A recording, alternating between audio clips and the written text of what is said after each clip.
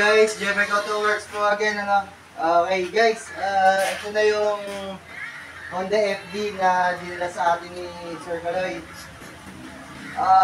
Tawag dito, ang concern ni Sir niya, kapag tumatakbo si Sir ng usually nasa 60, 70, 80, something like that guys. No, biglang magda-downshift. So, kung ang PM mo, let's say, example lang kung at PM mo ay naglalaro sa 2,000, okay, 2.5, yung chill ride lang, okay. Tapos may encounter ni Sir, biglang papalo ng 3 to 4,000 yung RPM niya kasi biglang nag-downshift yun. Okay, kapag kasi ang transmission natin, pumasok sa 1, 2, 3, okay, ang RPM niyan usually nasa 2.5 depende sa apak, no? Tapos biglang nag-downshift ng dos, so papalo talaga yung RPM nun kasi biglang nag-downshift. So guys, kapag nagkataon na ganyan ang sinalo nyo, always remember guys, nagkatawag natin basic method, no? Ano ba yung basic method? Check upin natin yung langis kung nasa tamang level. Okay, after that yung filter. Okay? Pangalawa, ano bang ginamit na langis dito? Pero sabi ni Sir, ginamit niya rito Dexon 3. Good naman yun, langis na yun para sa Honda. Yung filter, papalitan din natin to. Pero sa ngayon, gagawin ko, check upin ko muna yung ATF filter ko, ATF, no, kung nasa level siya. Tapos, babasahin ko yung shifter solenoid na, titingnan ko kung buo. Tingnan ko sa multi-tester kung buo, okay? Tapos, iskan natin, no? Sige, Jeff, pa-start nga muna ako dito. Ayan mo lang, ha? So, ayan lang muna ito. Uminit, guys, na naligang kayo after that.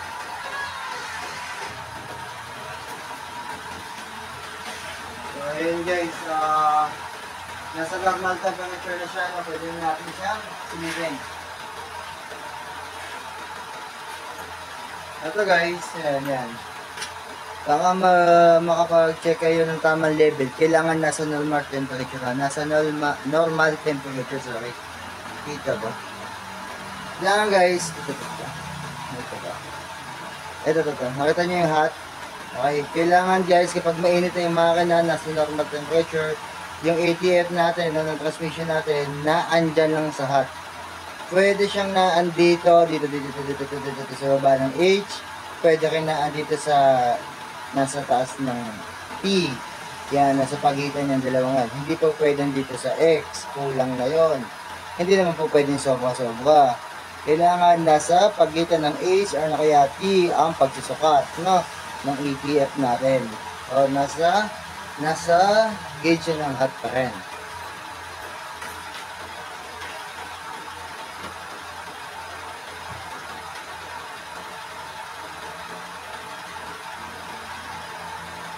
Libre, patay na. So ayan guys, nasa normal naman yung ATF. So silipin natin yung shifter solenoid. So kasi natin.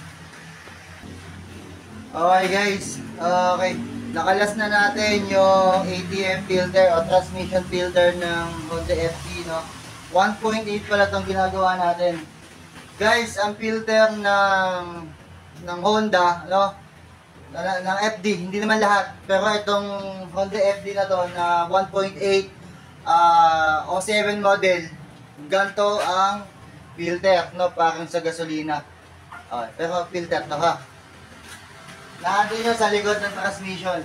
So ngayon guys, pag mag-check ka, visual check, no, ng ATF galing sa filter. Okay. Palabasin mo yung filter na nasa loob. Pamalaman mo kung anong kulay, anong meron doon. Kasi ito sumasala eh.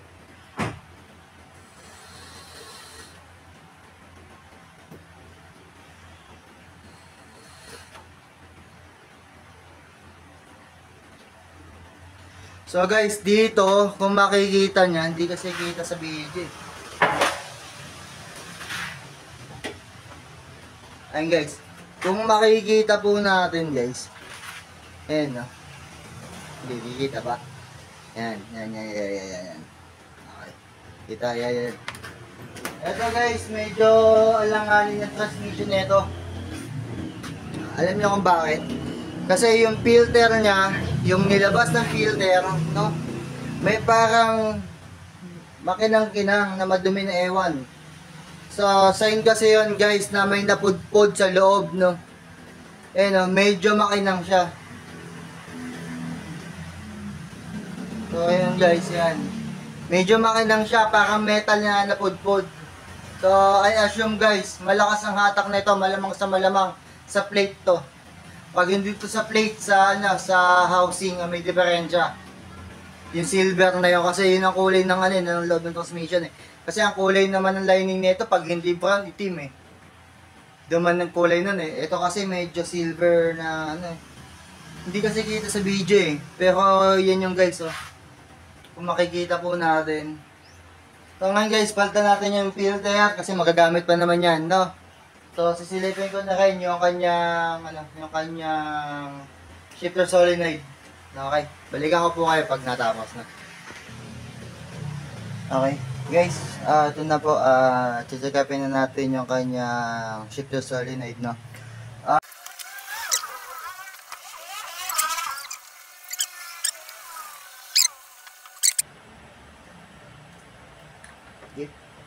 Okay na pre. Okay guys, ang diagnose natin dito, baba talaga transmission. Kasi sabi ni sir bago yung ATF na ito, no? Nagpapalitan siya ng ATF. Tapos base doon sa filter niya na luma, no? Eh may kain na ng na metal. So makintab siya eh. Na alam mo yung kapag mag-change sa liga, meron na siyang alibaba na ewan na hindi mo mapagtanto kung silver ba o metal na ewan. Basta galing sa loob yun. Okay? Tapos medyo may kadumihan na konti. Ngayon dito naman sa socket kasi guys, kumbaga accurate yung bigay eh. Kapag binasa mo ng multi-tester, base dun sa shifter niya, pumapalo naman eh, nag-i-engage naman eh. Kumbaga nagbibigay ng signal eh. No? So buo ang natin, buo ang ating linya. Kumbaga, walang problema rito sa linya natin. Ang problema natin dito sa transmission talaga to. So, kailangan natin baba. Yun nga, hindi tayo nakita ko. So, siyempre, para alam ako siguro, kailangan na check natin sa lahat. Ito kasi, ito.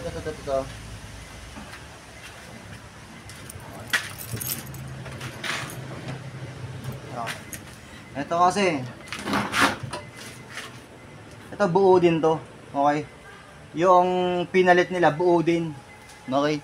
Nagpalit sila na ito. Ito nga sinasabi ko sa inyo guys eh. Pag magte-test kayo, magagawa kayo. Or magpapagawa. Check-upin nyo muna bawat pyesa. Hindi katulad ng bili na bili. Sayang to. Nabili to. Buo to. Okay kasi tinest ko to buo to. So yung pinalit, although buo din naman. Kaya lang hindi naman nagawa dahil una hindi man dito sira. Ang sira niya dito sa loob. So ayun lang guys. Feedback ko po kayo guys pag natapos na. JBEC Auto Works po again. Thank you.